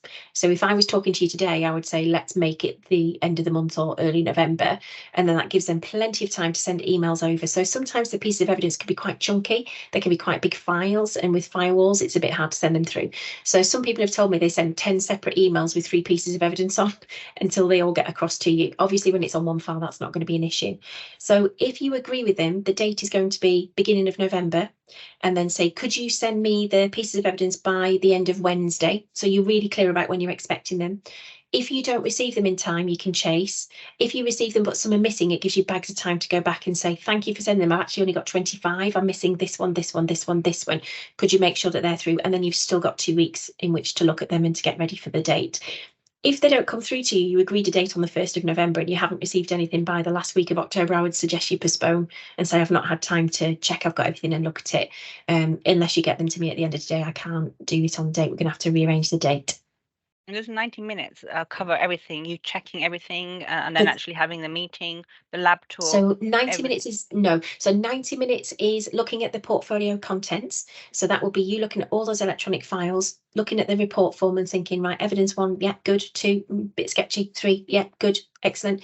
And you doing all of that. So you would look through the 30 pieces of evidence, and then on the day, then you get an additional 90 minutes to 2 hours to do the thing. So it will be talking to the trainer and candidate, doing the lab tour component, talking to them both again at the end. So most of that, it's like 2 separate 90 minutes, if you like. Okay, thank you. No problem. Rejoice? Not sure. Can you hear me? Yeah, I can hear you. Yeah. Hi. So this is a clarification question, really, as a verifier and as somebody who's in a lab that doesn't have biomedical scientists as professionals. So when you're looking at that portfolio, I'm talking about version 3, where people have to put signatures. Half of the time when I verify, I only ever see one signature in the portfolio document. And I tend to get a bit worried about that. And if I'm thinking about it from my viewpoint in our lab, most of the subject matter experts who mark the pieces of evidence might be clinical scientists or something completely different, and they're not biomedical scientists. So they won't necessarily sign off in the portfolio itself. But in terms of the collection of signatures, should their signatures be there at the beginning, even though they're not going to sign off the competencies? Yes, short answer is yes. So signatures and dates are good. So as the pieces of evidence are being collected, the person who is observed, supervised, mentored, whatever for that piece of evidence should sign and date it to say that they've been there and done that. And then the training officer should also sign and date it to say they've looked at it, they've checked the standards, they're happy with it, it can go in the portfolio. So the more signatures, the better, really, as far as evidence is concerned. If you look at a portfolio and all the pieces of evidence are dated the day before, with a signature, that would raise some alarm bells for me. So they've clearly just signed everything off at the end. So you're looking for a variety of dates, and it can be different people signing them off, but the training officer is responsible for the final sign off. So I mean the actual booklet itself, the actual PDF portfolio booklet, the collection of signatures at the beginning, are they signatures of people that are IBMS registered, or can it be the subject matter experts that have also marked the evidence? Yeah, it can be the latter, Rejoice. So it says clearly anybody who is not the training officer but will sign things off, put your name here and sign here. So it could be a clinical scientist, it could be your manager of specimen reception, it could be whoever who's relevant and knows that bit of evidence. So if I'm a verifier and I only see one signature there, what should I be thinking at that point? I would ask them as part of that introductory interview and say, this is interesting. Does this mean only one person has ever looked at anything in the portfolio, and just have a discussion with them about it? It may be that they've forgotten that page needs filling in. It may be that they've done it on purpose and haven't added signatures in, but I would ask them, because it's rare that one person signs off everything. Okay, thank you. No problem. I think, Rahana, did you have another question? Or is it a legacy hand? Sorry, yeah, just have another quick question, because I've got a verification coming up soon, and it's a virtual one. So do you know the first 15 minutes is the informal meeting where obviously we all put our minds at ease. Do you know the 90 minutes is a huge 90 minutes where I'm actually going through their evidence and filling my verification reporting. Do I at that point have to be online with them for that 90 minutes, or can we just say, just give me 90 minutes, I'll come back to you, and let's set up another meeting at say 4:30, and we'll so I can that's absolutely fine. So if you were doing it face to face, you would meet them, have a chat, go to a little room on your own, be left to your own devices, and then you would do the conversation, wouldn't you? If you're mirroring that process online, then you absolutely don't need them sitting watching you while you're looking at the evidence. So lots of people do that bit before the day. So they would look at the evidence and have an idea of what they want to talk about on the day, so they can go straight from the introductory meeting to the lab tour. If you'd rather mirror what we used to do face to face and do your looking at the portfolio on the day, that's absolutely fine, as long as you all know. So yeah, if you schedule the meeting and say, should we say hello at 2? I'll then spend an hour and a half looking at it, but have a comfort break, and we'll meet at 4 for the lab tour. That's absolutely fine, as long as you all know what you're doing. Okay, then, so I can just look at it the night before, to be honest, and then the actual that could be just the 15 minutes and the 40 minutes. Exactly. Yeah, and people tell me they find that helpful, because it just helps to organise your thoughts a little bit. You're not quite as much under pressure. So you've already looked at it, you've organised what you want to ask, and it's easier for you as the verifier. You don't feel quite as pressured. Okay, thank you very much. No problem. Nuhan, did you have another question? No, legacy hand.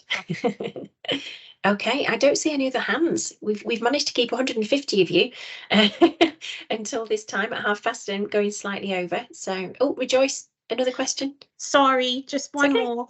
In terms of supplementary evidence, I've seen a lot of people have this extra file of supplementary evidence. What's your take on that? At what point do you have to look at the supplementary evidence? Because you already have 30 allocated pieces.